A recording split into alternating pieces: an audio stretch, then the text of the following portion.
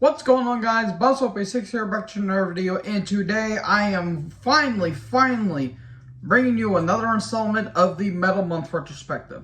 This time I'm going over the Bay Area thrash legends, the thrash metal extraordinaires, Exodus. This took a little bit longer than I expected it. I planned on doing it like at the end of March, but I had some events coming up and work just really kicked my ass. So yeah, this was a very fun listen, and yeah, let's get right into this because this has kind of a long history, like a long backstory. So this band formed in the 70s by guitarist Kirk Hammett and Tom Agnello, drummer and vocalist at the time Tom Hunting, and vocalist Keith Stewart. They attended high school together. They also added bassist Carlton Melson in 1980. Now, they made a name for themselves at backyard parties, school events, school activities, and they did cover songs in the vein of the 70s hard rock and NWO BHM acts. But they also had original material. So Keith left, and Tom became the sole vocalist for a time. Melson was replaced in A1 by Jeff Andrews, who will later go on to be in Possessed. Tim also leaves and moves to to New York City as a guitarist, manager, and a writer. Now, for a time, Exodus were a trio, and they will find a replacement in Kirk's friend and roadie at the time, the riff machine himself, Gary Holt. Yes, the man that has been in Exodus in every single album was a roadie. That's just mind-boggling to me. So in '81, Kirk meets El Cerrito, resident Paul Bailoff, at a house party. They developed a friendship and had a what's the word I'm looking for? Admiration for punk and 70s heavy metal. Paul became vocalist, and they recorded a 3-track demo, which was Whipping Queen, Death and Domination, and Warlord. Kirk's only recording with Exodus this was Kirk's only recording until 2014.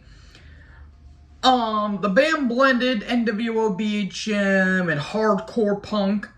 They were considered the pioneers of the Bay Area scene that was going on at the time. And in November of '82, they opened for a then unknown Metallica, which you should check on my Metal Month retrospective on Metallica. They were playing clubs and gaining a fan notoriety. In early '83, Kirk went to go join Metallica, leaving Gary to take creative control and see what they can go from here. Kirk was replaced by Mike Mung, then Evan McCaskey, before finding permanent guitarist Rick Hinault. And then Andrews left to start Possessed, as I've already talked about. It was replaced by bassist Mike McKelp. I think that's how I said it right. In the spring of '84, they entered Turk Street Studios with Doug Piercy to record demos. And then they were signed to Torrid Records, entering Prairie Sun Recording Studios. That leads us to the first album, 1985's Bonded by Blood. This is a highly influential album. Alongside Kill 'Em All, maybe even Show No Mercy, highly influential album. There is some great stuff. There are some just killer songwritings. The title track, it's an absolute classic. Exodus, A Lesson of Violence. Great songs. These kids were young, but man, the riffs are just insane. Tom's drumming is fantastic. Gary Holt is Gary Holt and just pissing out riffs left, right, and center. Rick Hinault's making his presence known. The bass is absolutely amazing throughout this album, and Paul Bailoff stands out as probably one of the most, I would say, kind of underrated, because it sucks this was his lone album with them. Man, he just sounds like he wants to murder you. It's absolutely insane. No Love, Deliver Us to Evil, Strike of the Beast. But my favorite out of the bunch, it's gotta be Piranha. I mean, if you listen closely, the Piranha solo and the Bonded by Blood solo kind of sound similar, so hey, that's not a bad thing technically, but this is a killer album, guys. What more do I have to say? It's an absolute classic in the thrash, for thrash metalheads, and yeah, it's a classic. So this was originally released in I think back in '84, but apparently due to studio meddling and creative differences, that ultimately didn't work. Now Gary, I think, said in interviews that was and wasn't the case, so it's kind of up in the air of what actually was going on. Like I said, Bonded by Blood and Kill 'Em All were highly influential. They were promoted with Slayer and Venom, and they played with DRI, King Diamond, Possessed, and a myriad of other acts. Unfortunately, Paul was fired because of his drug and alcohol abuse. And then that would lead to the Bon Scott of thrash, as many of them like to call him, Mr. Steve Zetro Souza. And he would become his basically his permanent replacement for a long time. So Paul, meanwhile, went to form Piranha in '87, and they signed to Sony/Combat Records. That will lead us into 1987's Pleasures of the Flesh. I'm going to be honest, folks, this is probably my least favorite Exodus album, but this is still a pretty damn good album. There were some great songs here. Here's my problem. The production is kind of lo-fi, like, the production quality is not really that good. Like, considering to the first album, it kind of sounds like a step down in terms of production quality. And the songwriting could have used a bit more creativity, but there's still some damn good songs I like. Parasite, Brain Dead, the title track. But the two standouts, in my opinion, have to be Seeds of Hate and Chemical. I just like the melodic urge that they give. Like, they're very melodic, but they're also very heavy as well. It's not a terrible album. I still really enjoy this album, but I don't know. There's something about this album that just feels a bit off. Like, it sounds like they weren't knowing what they were trying to do. But with that being said, the riffs still kick ass, because honestly, as we go on into discography, you'll start to listen like, man, Gary's starting to create, like, make some really good riffs here. And yeah, I can't really argue that. So yeah, my least favorite, but I still give probably like a 7 out of 10. That's still pretty good. So yeah. So they did a few tours with Anthrax, Celtic Frost, MOD, Last Rocket, and Testament. They went back to their recording studio in 1989. They released The Fabulous Disaster. This is the proper follow-up to Bonded by Blood.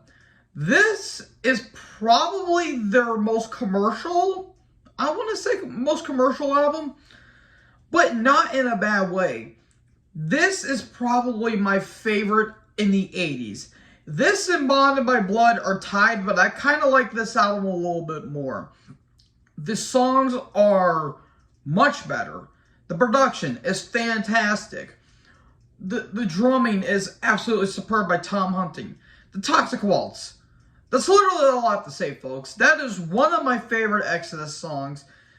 It's catchy, but it doesn't sound samey or cheesy. Yeah, it's talking about, you know, getting drunk and practically having sex, but hey, it was 1989, folks. I'm pretty sure everyone was doing that at the time.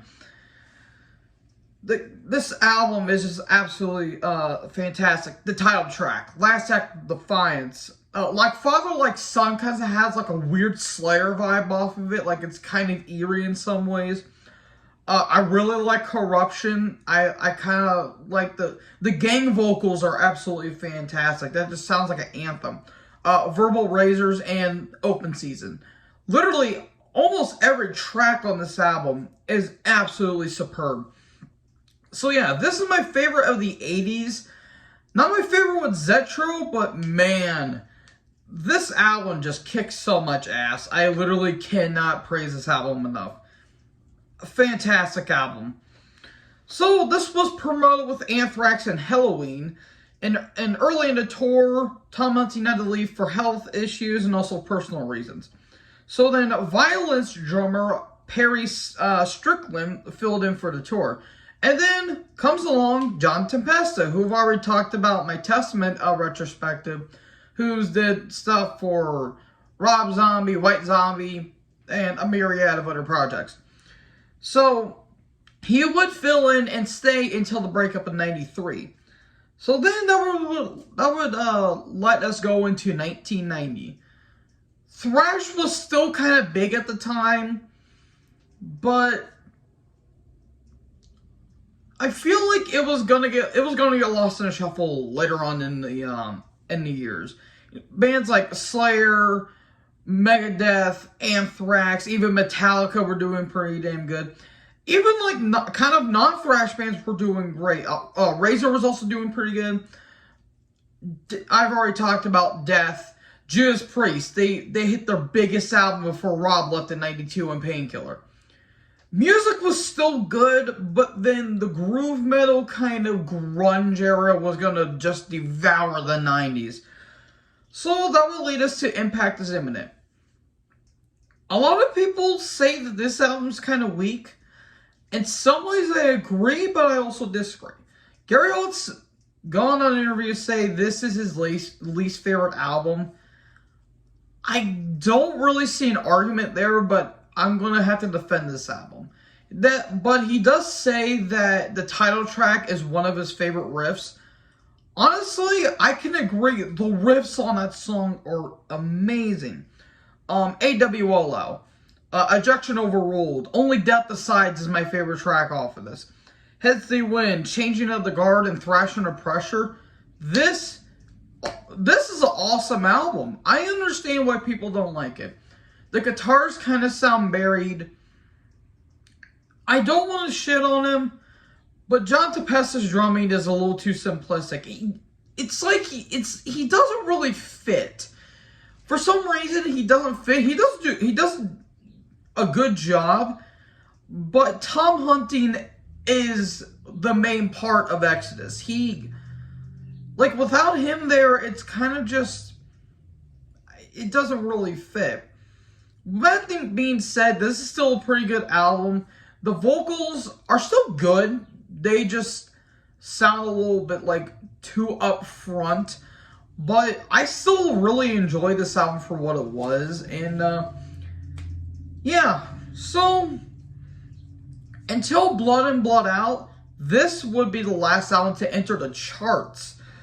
They spent the latter half of this album, or later half of the year, touring with Suicidal Tendencies and Pantera.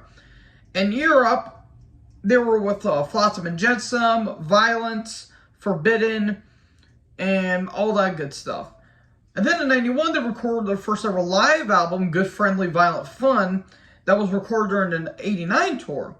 So after that live album, they toured for over a year, and Rob got replaced by Michael Butler. And then that will lead us to 1992. This was a rough year for thrash. Not as rough as it will go later on in the 90s, but groove metal became the word of the year. That will lead us to Force of Habit. This is a lot of people's least favorite album, and I can see why. Production's not that great, which is kind of baffling because the producer is Chris Sangareeds, the man that did stuff with Priest, Ozzy, Sabbath, and Anthem, a myriad of other projects that he's done.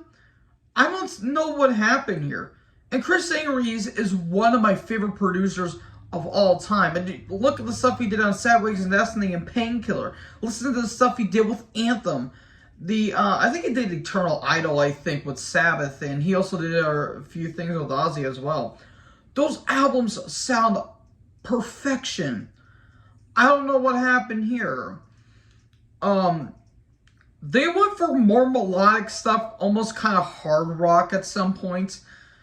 But to say this isn't thrash that's kind of baffling because listen to Fuel for the Fire, Feeding Time at the Zoo, and Thorn in My Side.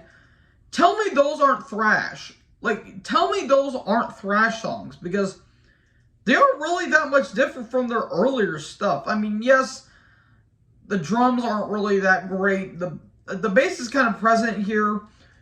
However, the guitar tone's kind of crisp. It's kind of crunchy. And Steve Souza does still a good job for what he does. But there's some really good songs. Thorn in My Side, Me, Myself, and I like the title track. I think that's kind of got a really good melody to it. Fuel for the Fire, Count Your Blessings, When It Rains It Pours, and Feeding Time at the Zoo, which has a funny prank call where the guy's like, hey, do you have any monkeys? And the lady's like, oh yeah, we have monkeys. Yeah, I want some monkey soup. The what? It's like, da-da-da-da-da-da. And honestly, the opening, like, without the weird spoken word, the opening sounds like Hardwired by Metallica. Plagiarism? We can only speculate, but my favorite track has to be the longest song that they've ever done in their entire career, the 11-minute epic Architect of Pain. That is one of the best Exodus songs I've ever heard. It's good, but it's also kind of bad because the chorus that Zetro's trying to do, he sounds lost in the mix. And I'm like, ooh, that doesn't sound good, but I really like the song. It's eerie, and it's kind of got this glooming atmosphere. Like, ooh, this is kind of weird and unsettling, but I really like it. But yeah, honestly, as their last album for a while, I wouldn't say this is a bad album. It'll probably still be lower on my list, but honestly, this is still a pretty kick-ass album. But eventually, after touring, they did split up due to musical differences. Meanwhile, Gary and Tom, they went to form a groove thrash band named War Dance. They even played shows and recorded a 4-song demo, but eventually disbanded due to lack of popularity. So Gary and Tom reunited with Paul Bailoff and Rick Hannell for a short time in '97. Meanwhile, bassist Jack Gibson, who was the bassist in War Dance, he joined. They later did a live album, Another Lesson in Violence, that was recorded in front of a live audience, so that's kind of cool. They eventually split up due to a falling out, which happens to a lot. But then in '01, the band reformed, and with the '97 lineup, they played with Chuck Billy and Chuck Schuldiner benefit Thrash of the Titans concert. But unfortunately, this would be the last time that Paul would do a performance because on February 2nd, 2002, Paul would die from a stroke. That kind of hurt the band a little bit. So eventually, Zetro returned to finish the tour. And Gary was determined to release new material come hell or high water. And so they did. 2004's Tempo of the Damned. This is one of the best comeback albums I have ever heard, bar none. And 2004 was a pretty damn good year between the Judas Priest reunion to Motorhead's Inferno. Anthem were cranking out bitchin' albums. A lot of great stuff was happening in 2004. This is a return to form, and man, they are pissed. They are angry. They are hungry. They want blood. And this is probably my favorite album with Zetro.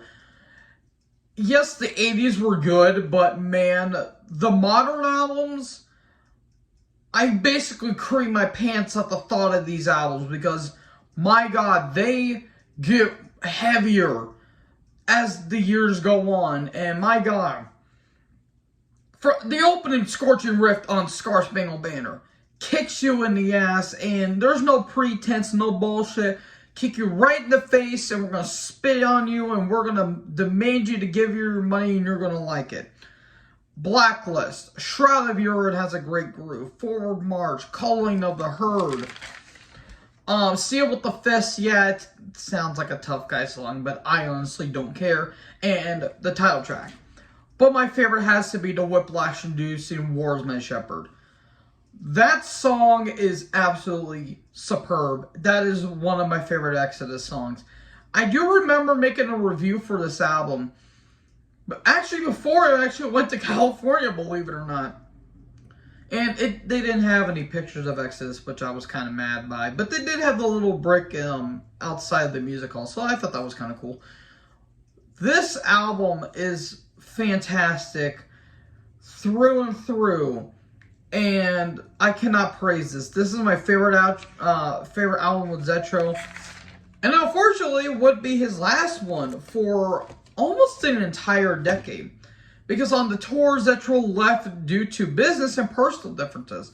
Now, Gary went on interviews and say, well, he had a family to take care of, and he was also a union carpenter at the time. So, Matt Harvey of Exhumed, he filled in for the Mexico show,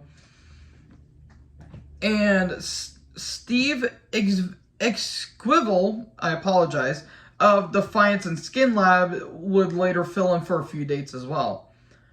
Enter Rob Dukes, and man, oh man, this is where stuff gets a little bit heavier. Rick Hinault left for family, and he would be replaced by Heathen guitarist Lee Altus. Heathen, by the way, very underrated band. I'm probably going to be doing a retrospective on them, hopefully not too long. But not only would Rick leave, that would also leave Tom Hunting. He will be replaced by Paul Bostaph, who's joined in Forbidden, Testament, Slayer. I've already talked about that. That would go into 2005's Shovel-Headed Kill Machine.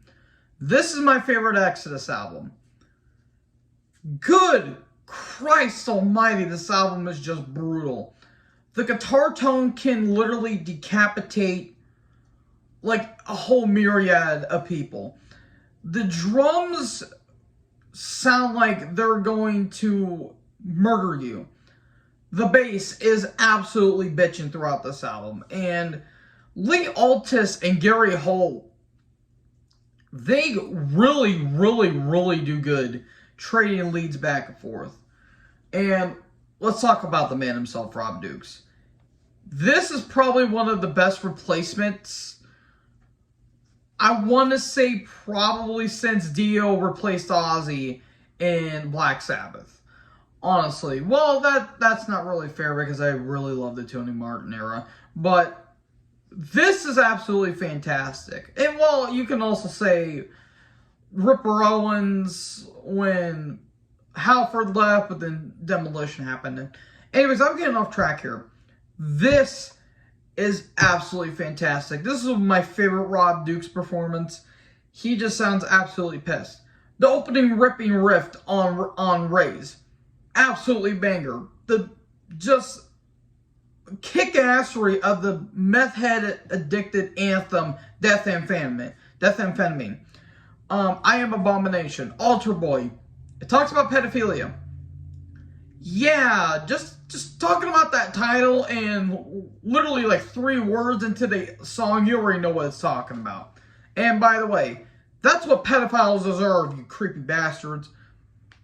Going, it's kind of dark in terms of the lyrics. The title track is absolutely amazing. Now that Death Day Come. But my favorite song is my favorite Exodus song, and that is 44 Magnum Opus. I cannot describe how much I love this song. After that solo by Gary Holt, and it's like, da-na-na, da-na-na, dude, you cannot have, if you don't headbang to that, you ain't listening to the song right. That is one of the most insane, I wouldn't say breakdowns, but that's one of the most insane thrash moments I've ever heard in any band, bar none. This album is brilliant. I love this album, and we're only just starting the Rob Dukes era, folks. So after touring US, Europe, and even a small stint in Japan, and for the first time ever they toured in Australia, Tom Hunting would return in 2007. Hooray! So then, that will lead us into 2007's The Atrocity Exhibit. I fuck this word up all the time. The Atrocity Exhibition Exhibit A. This album's awesome. I literally love every track here. This is absolutely amazing. This is I think their second longest album. There's some progressive elements that they interpret on this album, which is good, but I also have to bash a little bit because I love every track here, but sometimes there's a couple songs that do kind of linger on just a little bit too much. The Call to Arms instrumental into Riot Act is absolutely awesome. Iconoclasm. The title track is 10 minutes long. I understand what they were trying to do, and honestly, I do love this song, but I feel like the leads kind of go on just a little bit, but I think that's a great song. Bellum 123, Children of a Worthless God. One of the most underrated Exodus songs. But my favorite has to be Funeral Hymn. That is absolutely a fantastic song. Oh my god. Guys, I cannot comprehend how much that song just hits me right in the nads. Great album. Great album. I kind of like this more than the next album, which might shock some people, but there are some people that actually do like this album more than the next album. So after co-headlining a North American tour with creator Belphegor and Warbringer, they did a re-recorded of the Bonded by Blood album in 85, Let There Be Blood in 08, which kind of got mixed results here. That released into 2010's Exhibit B, The Human Condition. I like this a little less than Exhibit A, but this is almost on par with it. The only problem is I feel like there's a couple filler tracks that I didn't really care for, like Downfall and Hammer and Life. I didn't really care for those songs necessarily, but they're not terrible. They just didn't leave much of an impact. But the opening acoustic intro to The Ballad of Leonard and Charles, which talks about like Leonard Lakes and Charles Ng, which were ex-Marines that went on a killing spree. And yeah, that's kind of mean right there, to put it in slight terms. Beyond the Pale is absolutely insane. Class Dismissed a Hate Primer. That it talks about school shootings. It was kind of, I wouldn't say inspired, but it talks about the Virginia Tech shooting in 07. Obviously, the most infamous one is the Columbine massacre in 99. And I think there was a shooting, in Texas in 96, I believe. They would play this song live until the Sandy Hook shooting in 2012. Jesus Christ. Songs kick ass, but my god, that is dark. Nanking talks about the Battle of Nanking that happened in, was it Japan? Yeah, it was Japan. My god, that is absolutely just a brutal song. The Sun is My Destroyer. Dukes kind of sounds like Dave Mustaine in the chorus, which was kind of baffling to me, but except Rod Dukes can actually sing. But my favorite song has to be the anti-reality TV, the ultimate middle finger to the Kardashian movement, Burn Hollywood Burn. The first song I ever heard from this album. This song just kicks ass, and I love every second of it. And yeah, this really shows how much Gary Holt really likes reality TV. Yeah, no, we don't. But yeah, absolutely fantastic. So they were included on Megadeth's Rust in Peace 20th Anniversary Tour alongside Testament. And they toured their cocks off for almost 3 years. So then Gary joined Slayer, which I've already talked about. It was him and I think Cannibal Corpse's Pat O'Brien were filling in for Jeff Hammond when Jeff had his is a bacterial infection, which ultimately would lead to his demise in 2013, which still kind of hurts to this day. So on February 4th, 2012, a Paul Bailoff Memorial Reunion concert. And I think that would have, like, I think Bostaff, Zetro, and I think Hinault, So that was cool. But then on June 8th, 2014, Rob Dukes left, and that would return Zetro. Hooray! So that means, well, why not crank out another album? So they did in 2014's Blood In, Blood Out. This is an awesome album. I just got done listening to this album last night. Holy shit, this album's really good. I did not think it was going to be as good because I'm like, well, I've heard some good but not really good things about this. So I kind of went in with some kind of mild expectations. There was some great material here. The opening track, Black 13, features Dan the Automator, Automator, who's kind of like a hip-hop producer, which he kind of produced this album as well. And also Jack Gibson also kind of engineered this album too, which, yeah, you could tell that one of the band members engineered this album. But the opening, like, kind of not instrumental, but kind of like industrial, like, noises that happened. I thought that was kind of cool. The title track's awesome. Body Harvest has some awesome gang vocals. BTK features Chuck Billy of Testament, which I thought was really cool. Numb is awesome. Honor Killings is kind of dark. Food for the Worms is awesome. But my favorite song is Salt the Wound, that features a Kirk Hammett solo. And my God, that might be one of his best solos that Kirk's ever done. That was an awesome solo, and I loved it. Even though, yeah, you could say, well, he didn't really need to be there. He was there at the beginning of it, folks. So, yeah. This is a great album. I really, really, really dig this album. And Zetro still sounds pretty good, even though he kind of sounds like, there's a couple songs I feel like he sounds like a little bit whiny. He sounds a little bit better than what he would do on the next album, but what can you do? So, Heathen guitarist Craig Dumb would replace Gary while he was with Slayer and did Repentless, which I've already talked about. That's not a good album. After they toured, they eventually did Slayer's Farewell Tour on April 13, 2021. Man, we're almost on 1 year anniversary. Tom Hunting found out he had stomach cancer, and yeah, 3 days before his birthday, by the way. Yeah, that's kind of a bit scary. Man, I can't believe that's almost been a year. That's absolutely insane. And John Tepessa will replace for touring.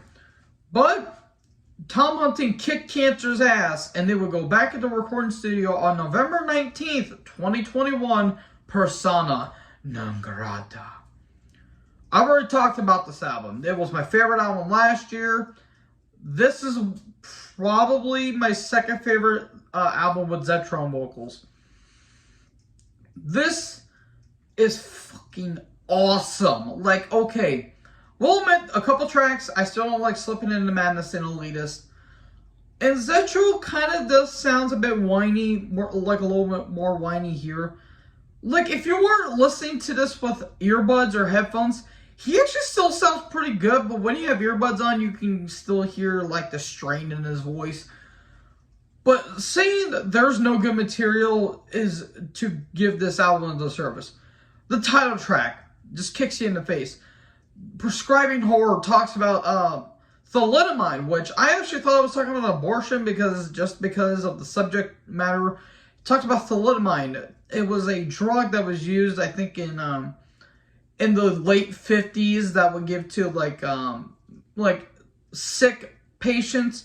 But they ultimately would give them to pregnant women, which would make the infants either die in the fetal cage or make them mutate.